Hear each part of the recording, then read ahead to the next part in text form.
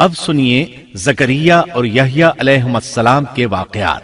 دن گزرتے گئے، ابراہیم اور یعقوب علیہم السلام کی نسل سے کچھ نیک لوگ پیدا ہوئے۔ ان کو آل عمران کے نام سے یاد کیا جاتا ہے۔ اللہ تعالیٰ سورہ آل عمران آیت 33 اور 34 میں فرماتے ہیں، بے شک اللہ تعالیٰ نے تمام جہان کے لوگوں میں سے آدم کو اور نوح کو اور ابراہیم کے خاندان اور عمران کے خاندان کو چن لیا کہ یہ سب آپس میں ایک دوسرے کی نسل سے ہیں، اور اللہ تعالیٰ سنتا جانتا ہے۔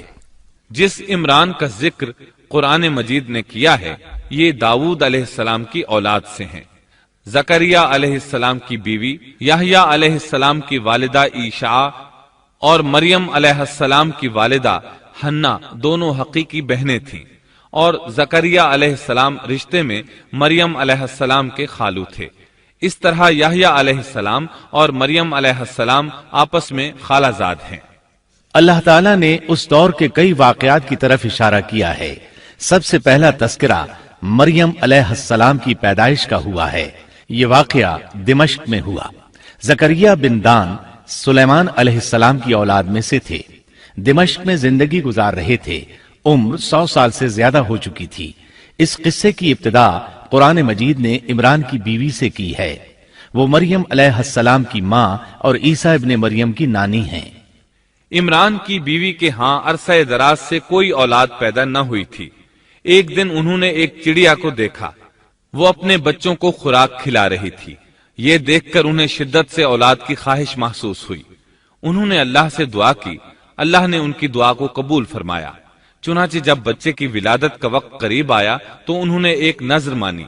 سورہ آل عمران آیت 35 میں اللہ تعالیٰ فرماتے ہیں، جب عمران کی بیوی نے کہا، اے میرے رب، میرے پیٹ میں جو کچھ ہے اسے میں نے تیرے نام آزاد کرنے کی نذر مانی ہے، تو میری طرف سے قبول فرما، یقیناً تو خوب سننے والا اور پوری طرح جاننے والا ہے۔ انہوں نے اللہ تعالیٰ سے اولاد کی دعا کی۔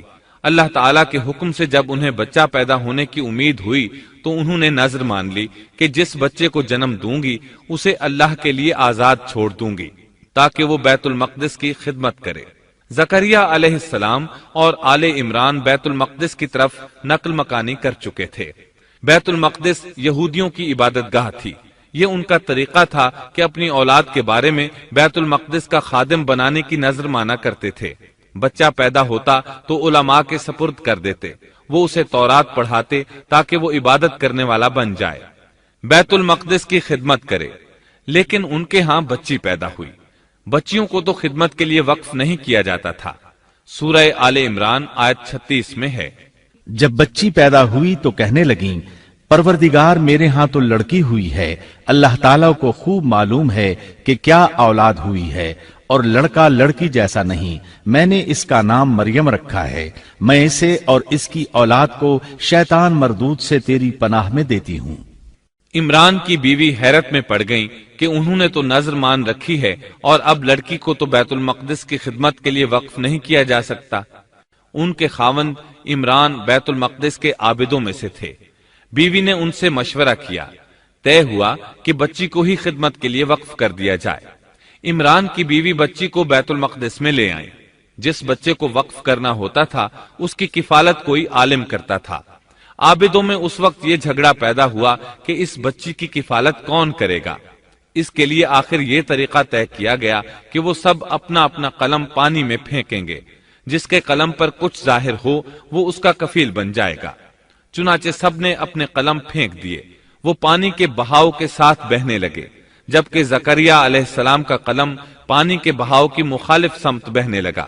اللہ تعالیٰ سورہ آل عمران آیت 44 میں فرماتے ہیں، تو ان کے پاس نہ تھا جبکہ وہ اپنے قلم ڈال رہے تھے کہ مریم کو ان میں سے کون پالے گا، اور نہ تو ان کے جھگڑے کے وقت ان کے پاس تھا۔ اس طرح زکریا علیہ السلام کفیل قرار پائے۔ مریم علیہ السلام نے بہت اچھی پرورش پائی، وہ بہت تیزی سے پروان چڑھی۔ آپ کا جسم مضبوط اور خوبصورت تھا، بہت نیک اور عبادت گزار تھی، عورتوں میں سب سے زیادہ سچ بولنے والی تھی۔ اللہ تعالیٰ نے انہیں اپنی کرامات سے نواز رکھا تھا۔ اللہ تعالیٰ سورہ آل عمران آیت 37 میں فرماتے ہیں، جب کبھی زکریا ان کے کمرے میں جاتے उनके पास रोजी रखी पाते। वो पूछते, ए मरियम, तेरे पास ये रोजी कहां से आई? वो जवाब देती कि ये अल्लाह के पास से है। बेशक अल्लाह ताला जिसे चाहे बेहिसाब रिस्क देता है। जकरिया अलैहिस्सलाम को जब कहीं जाना होता, वो मरियम अलैहिस्सलाम के कमरे का दरवाजा बंद करके जाते थे। जब वापस आते तो उसके पास रिस्क रखा पाते और वहां गैर मौसमी फल होते। बहुत ताज्जुब करते। मरियम अलैहिस्सलाम उन्हें बताती, ये फल अल्लाह ताला ने आसमान से नाजिल किए हैं। अल्लाह ताला सूरतुल माइदा आयत 75 में फरमाते हैं, और ईसा की वालिदा एक रास्तबाज औरत थी, इसीलिए उनके हाथ पर बहुत सी करामात जाहिर हो रही थी। उनकी फजीलत सूरह आले इमरान आयत 42 में इन अल्फाज में आई है। और जब फरिश्तों ने कहा, ए मरियम, अल्लाह ताला ने तुझे बरगुजीदा कर लिया और तुझे पाक कर दिया और सारे जहान की औरतों में से तेरा इंतखाब कर लिया। सूरतुल माइदा आयत 75 में है। मसीह इब्ने मरियम पैगंबर होने के सिवा और कुछ भी नहीं। इससे पहले भी बहुत से पैगंबर हो चुके हैं। उसकी वालिदा एक रास्तबाज औरत थी। बुखारी, मुस्लिम, तिरमिजी और नसाई की हदीस है, नबी करीम सल्लल्लाहु अलैहि वसल्लम ने फरमाया, अपने जमाने में मरियम अलैहिस्सलाम सबसे अफजल औरत थी और इस उम्मत में खदीजा रजी अल्लाह अन्हा सबसे अफजल औरत है। बहुत सी अहादीस में 4 औरतों की फजीलत आई है। नबी सल्लल्लाहु अलैहि वसल्लम ने फरमाया, सारे जहान की औरतों में से 4 औरतें अफजल हैं। मरियम बिनते इमरान, फिरौन की बीवी आसिया, खदीजा बिनते खुवैलिद और फातिमा बिनते मुहम्मद रजी अल्लाह अन्हुन्ना। बस साबित हुआ कि मरियम अलैहिस्सलाम को अल्लाह ताला ने बहुत फजीलत अता फरमाई थी। जकरिया अलैहिस्सलाम ने उनकी फजीलत देखी तो उनके दिल में भी औलाद की ख्वाहिश पैदा हुई। वो उस वक्त तक बे औलाद थे। उम्र 100 साल से जायद थी। बीवी 90 साल की थी। औलाद की शदीद तमन्ना के बायस उन्होंने अल्लाह से दुआ मांगी। सूरह मरियम आयात 1 ता 6 में है। काफ हा या ऐन साद, ये है तेरे परवरदिगार की उस मेहरबानी का जिक्र जो उसने अपने बंदे जकरिया पर की थी, जबकि उसने अपने रब से चुपके चुपके दुआ की थी कि ऐ मेरे परवरदिगार, मेरी हड्डियां कमजोर हो गई हैं, सर बुढ़ापे की वजह से भड़क उठा है, लेकिन मैं कभी भी तुझसे दुआ करके महरूम नहीं रहा। मुझे अपने मरने के बाद अपने कराबत वालों का डर है। मेरी बीवी भी बांझ है, बस तू मुझे अपने पास से वारिस अता फरमा जो मेरा भी वारिस हो और याकूब के खानदान का भी जानशीन हो, और मेरे रब तू उसे मकबूल बंदा बना ले। जकरिया अलैहिस्सलाम अपने दौर में अकेले ही नबी थे। उनके वरासा और रिश्तेदारों में कोई काबिल आदमी नहीं था, इसलिए उन्होंने ये दुआ की। सूरतुल अंबिया आयत 90 में अल्लाह ताला फरमाते हैं, तो हमने उसकी दुआ कबूल फरमाकर उसे यहया अता फरमाया और उनकी बीवी को उनके लिए दुरुस्त कर दिया। मतलब ये कि उनका बांझपन दूर कर दिया। फिर अल्लाह ने उन्हें खुशखबरी सुनाई, ए जकरिया, हम तुझे एक बच्चे की खुशखबरी देते हैं जिसका नाम यहया है। हमने इससे पहले उसका हम नाम किसी को नहीं किया। जकरिया अलैहिस्सलाम ये सुनकर खुश भी हुए और हैरान भी। कहने लगे, ऐ मेरे परवरदिगार, मेरे यहां लड़का कैसे होगा? मेरी बीवी बांझ और मैं खुद बुढ़ापे की इंतहा को पहुंच चुका हूं। अल्लाह ने जवाब में फरमाया, इरशाद हुआ कि वादा इसी तरह हो चुका। तेरे रब ने फरमा दिया है कि मुझ पर यह बिल्कुल आसान है और मैं इससे पहले तुझे भी पैदा कर चुका हूं, हालांकि तू कुछ भी न था। इस पर जकरिया अलैहिस्सलाम ने अर्ज की, कहने लगे, मेरे परवरदिगार, मेरे लिए कोई अलामत मुकर्रर फरमा दे।